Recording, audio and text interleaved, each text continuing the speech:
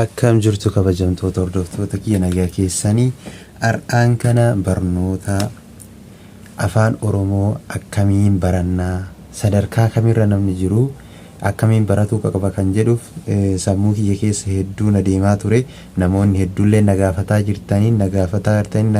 turtanis har'aan kana bifa ajaa'ibaatiin haala salphaadhaan haala nama kamiifiyyuu galu namni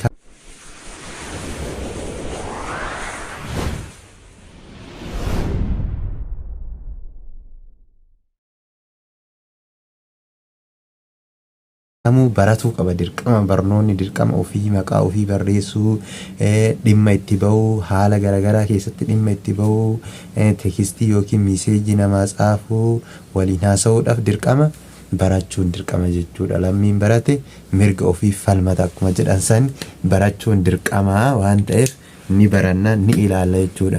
Jalqaba irratti qubee afaan Oromoo kan jedhu ilaalla. Qubee afaan Oromoo keessaa kam haa ilaallu? Jalqaba irratti qubee afaan Oromoo gurguddaa haa ilaallu. Gurguddaa. Qubee afaan Oromoo gurguddaa kan jedhaman fakkeenya A guddaan kun isa kana fakkaata jechuudha. Akkaataan inni itti barraa'u Baa, Caa, Daa,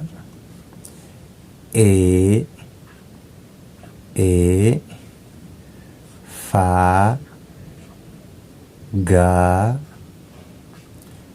Haa,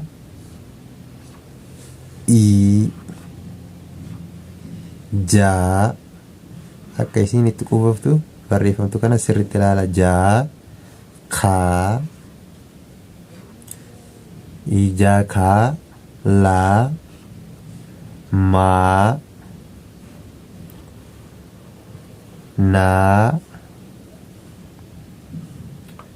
Oo, Paa, Qaa,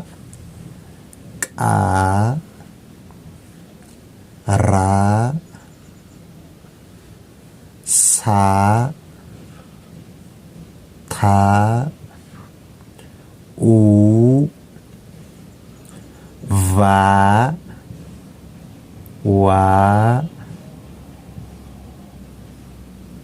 Xaa, Yaa, Za. Qubee afaan Oromoo gurguddaa jechuudha. Inni kun qubee afaan Oromoo gurguddaa kan jennuudhaani jechaadha. Kan jennuun isa kana. Irra isinii deebi'a. A, Baa, Caa, Daa, Faa, Gaa, Haa, Jaa, Kaa, Laa, Maa, Naa, Oo, Paa, Qaa, Raa, Saa, Taa, Uu, Vaa, Waa, Xaa, Yaa, Za. Kana fakkaata jechuudha. Qubee afaan Oromoo gurguddaan isa kana fakkaata. Okay, qubee afaan Oromoo gurguddaa ergan ilaallee amma maaltu nurraa eegama? Qubee afaan Oromoo xixiqqaa ilaalla jechuudha. Okay, xixiqqaa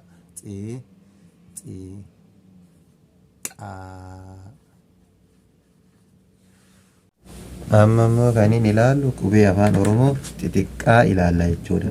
Qubee afaan Oromoo xixiqqaan immoo akkana A xiqqaa yookiin immoo haala kanaanis ni barroofti.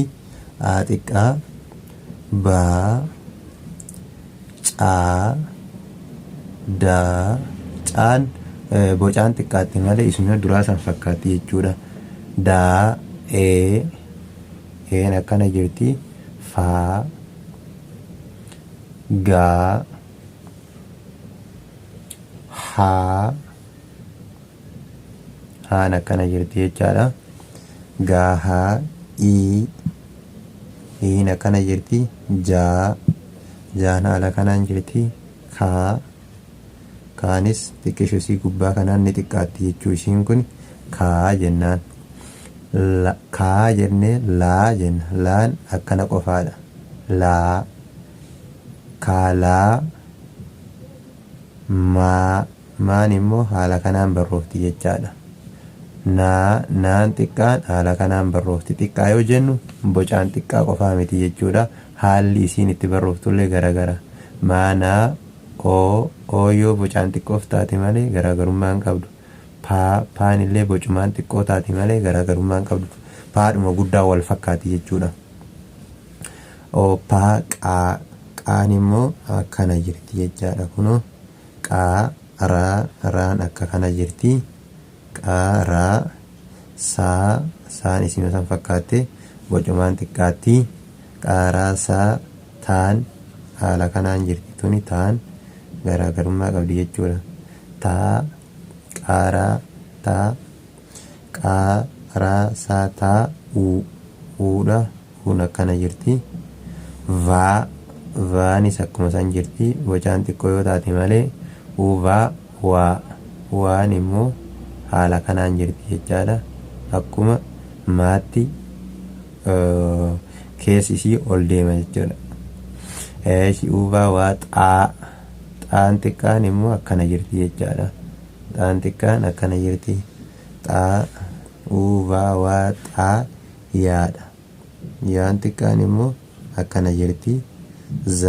Zaan xiqqoon haala kanaanis ni barroofti yookaan immoo haala kanaanis ni barroofti jechaadha. Kana lamaaninuu barreessuu ni dandeessu jechuudha.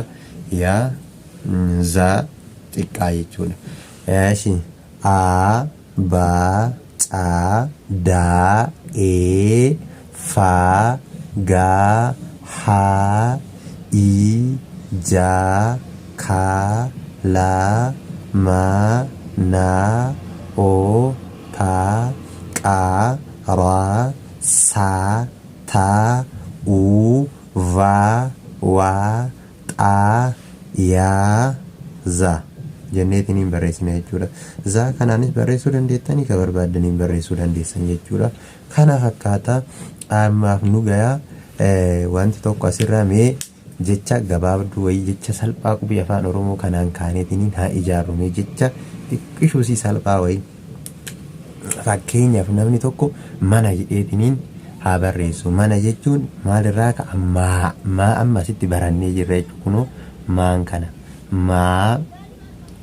kunoo sanduuqa kana keessatti jecha 2 yookiin 3 isinii maa jechuun kunoo maan ishee tana jechuun maa barannee jirra. Maa fudhanne maarraan immoo jenna. Maa jennaa miree maa kana fudhanna jechuudha. Naa kenna hoo eessatti baranne kunoo asuma barannee jirra. Naa jennaan kunoo naa aanee immoo aatu jira. Mana jenneetiniin haala kanaan ijaarra jechuudha. Jecha biraas immoo nama jecha jedhu jecha salphaa nama jedhu naa barannee jirra kunoo asuma keessatti naa fudhanna jechuudha. Naa jennee ta'u eegisi naarraan immoo jenna. Naa jennaa miree